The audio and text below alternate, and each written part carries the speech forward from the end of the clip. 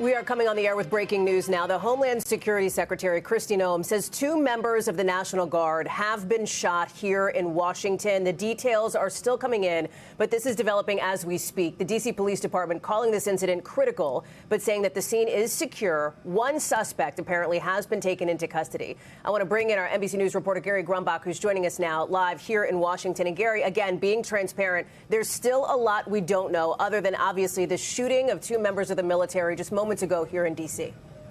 Yeah, we do know the DHA Secretary, Kristi Noem, is saying 2 members of the National Guard were shot. This is happening in downtown Washington, D.C., just about 3 blocks north of the White House in the 17th and I area. If you're familiar with Washington, D.C., it's right near Farragut Square, a metro stop. This is a multi-agency response, as you can imagine, when something like this happens in the nation's capital. You have Metropolitan Police, you've got Secret Service, the Department of Homeland Security on site. And this is a commercial area. It's full of businesses and shops. And it is somewhere that is not a lot of residential areas, but certainly a place where a lot of people would be, especially on this Thanksgiving week as we get into the holiday. Now, the National Guard has been here in the nation's capital for months. We're talking about more than 2,200 members of the National Guard that is on duty in Washington, D.C., from 7 states and the District of Columbia. There are constant presence around metro stations around the city. There are constant presence around the national parks in the area, federal land in the area. What we do know now from the situation is that we know a medical helicopter had landed on the National Mall and flew to Washington MedStar Hospital Center. That would certainly indicate that there were some serious injuries involved with the members of the military who were injured in this shooting.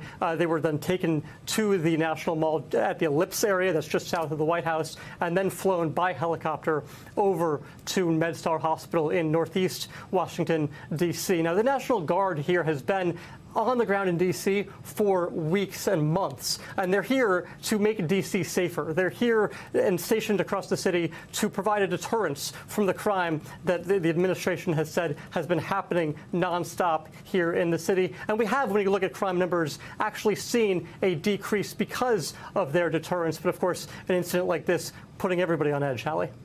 Gary Grumbach, thank you very much. I want to go to our Chief National Affairs and Justice Correspondent, Kelly O'Donnell. She is traveling with President Trump.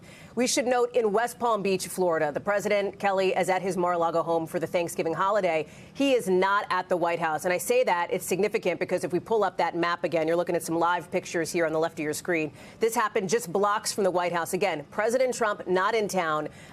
Kelly, the vice president, not in town either. And I know the White House is reacting to what's developed in the last 30 minutes or so already, right?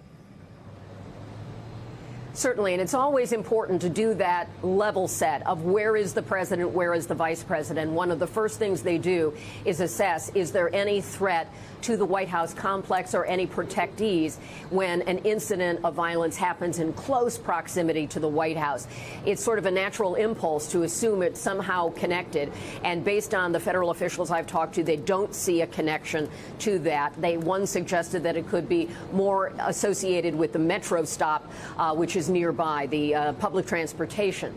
The president here in Florida for his holiday, the vice president in Kentucky, where he was serving a holiday meal to service members. According to the officials that I've had a chance to speak with this afternoon, they caution that details are still coming in, and so some of the facts that we've been given could change, but they tell me that they believe 2 National Guard members were shot. There was great concern about the critical nature of those injuries. That was described to me. Obviously, the medical professionals will have to assess that. No Secret Service presence, even though the Secret Service is in that area. They were not involved in this shooting, according to multiple officials. And the Metropolitan Police Department, the city cops of Washington, are in charge of this investigation. But they work so closely together all the time. Whenever there is anything along the perimeter of the White House, the Secret Service is working closely with MPD, as we call it in Washington, to coordinate and to respond and to set sort of the limits of what needs to be done in terms of protecting others. You know, there's a lot of blocking off of the area and so forth. So this is an unfolding situation. It's also important to step back a bit, Hallie, and to be reminded that the president speaks frequently about the fact that there is no longer any crime or murder in the District of Columbia. That is not accurate, but since he brought in federal resources and National Guard, which he had the authority to do, into the district to supplement policing, there has been a reduction in crime, and the president has touted that significantly. This obviously is a terrible, tragic event that is still unfolding that will challenge the president's assumptions on that. What we're told is he has been briefed, and the White House is monitoring this. But obviously, more details will unfold. We've not heard from the president directly yet about this incident. Hallie? Kelly O'Donnell, thank you very much. And I want to note, if you're looking at those live pictures here coming into us, this is as we are getting them on the scene. We've got a crew, we've got our producer, our teams out there, along with our local station here in Washington. And you can see it is an incredibly active police presence, obviously, given everything that has gone down. We've also, at other points, seen aerials of the scene, which extends multiple blocks here. Let me bring in our senior national security correspondent, Courtney Kuby, as you're taking a live look now, again, live from above here in Washington. And, Court, as we talk about level setting, right, what we do and what we don't know. Important to note here that the details surrounding this incident are still not clear. Whether this was a targeted shooting specifically aimed at those National Guard members, whether there was some other kind of incident that the National Guard troops then intervened in, et cetera. A lot of question marks on that front. But bring us up to speed on what you're hearing from your end.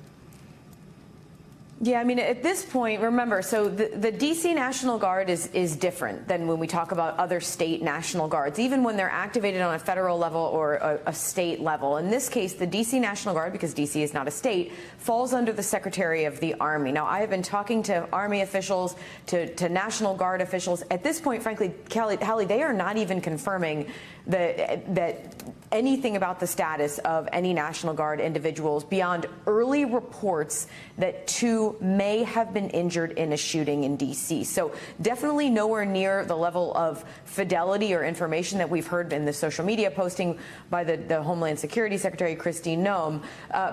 But that also most likely just reflects the fact that the military is much more measured in putting out information in a situation like this. Now, as far as what they could have been doing there is this joint task force that we heard Gary talking about earlier for the District of Columbia. It's been in effect since early August. It's not just D.C. Guard, though. Over the course of the last several months, there have been other states who have sent their National Guard troops to D.C. to serve as part of this task force.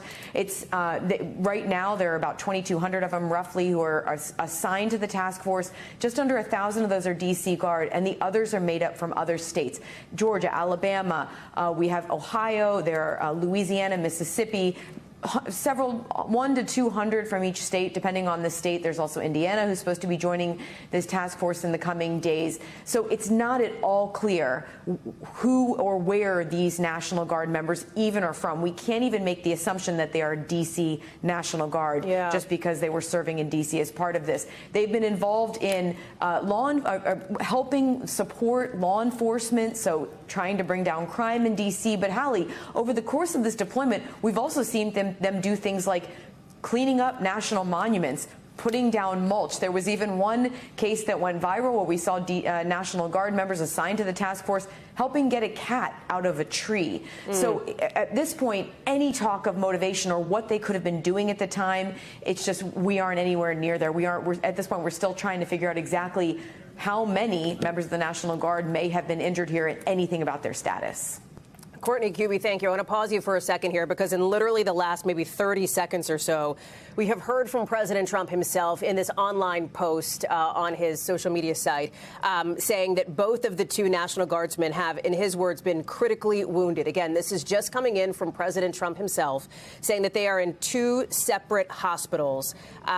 And you're looking at it here, and that the suspect, the president describes it as the animal that shot those two, is also severely wounded, but will pay a very steep price. So the president, while he is down in Palm Beach, as you just heard from Kelly O'Donnell, responding to this very much in real time, as this is a very active investigation. Also have to tell you, in about the last 3 minutes, we found out that there is a ground stop now at Reagan National Airport, which is just across the Potomac River, of course, from Washington, D.C., due to what the FAA describes as a security reason there. there. So here you have one of the busier travel days of the year, of course, just ahead of Thanksgiving, and a ground stop at that airport. Let me bring in Tom Winter, who is our national security correspondent. And Tom, in an investigation like this, you've got the local, the federal nexus here. You've got D.C. officials. You've got the Department of Homeland Security. It is a sprawling and wide-ranging scene and investigation moving forward here.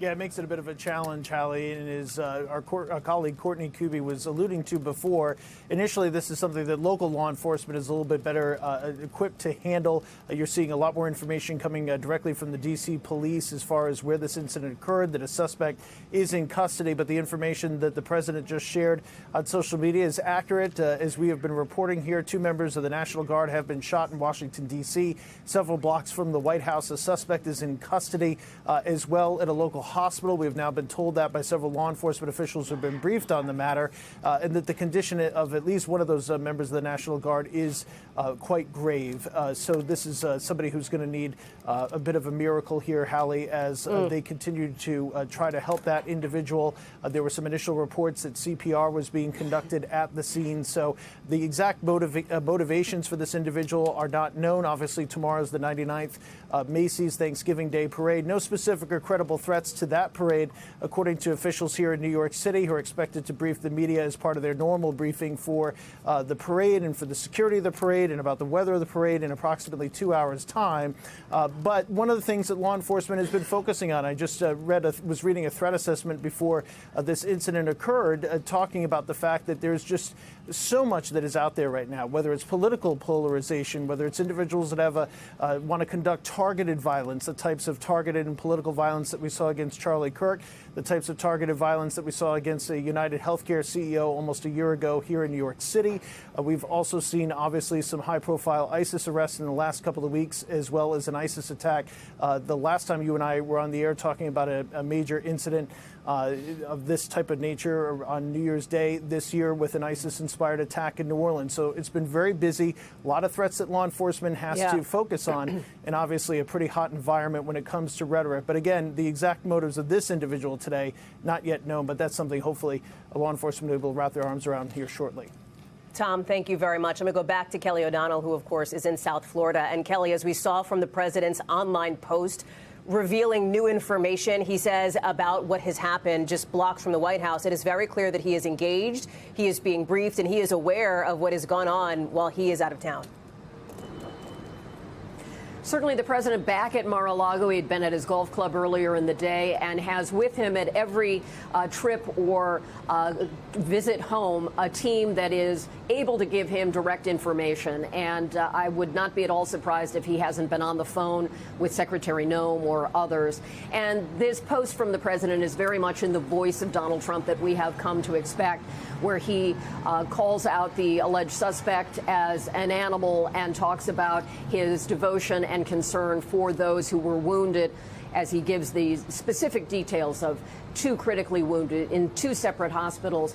The president has, in recent months, really taken more to this being a first line of information, where he will post information not long after he receives it. We saw it in the Charlie Kirk case, where he was the one to tell the world that Kirk had been killed in an assassination attempt, an assassination. And so in this case, it is certainly the president demonstrating that he is involved. And as we discussed earlier, his concerns about safety in D.C. has been a big part of his policy aim in this second term. Hallie?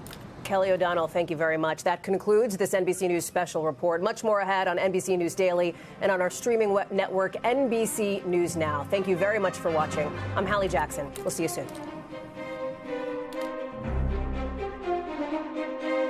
We thank you for watching, and remember, stay updated on breaking news and top stories on the NBC News app or watch live on our YouTube channel.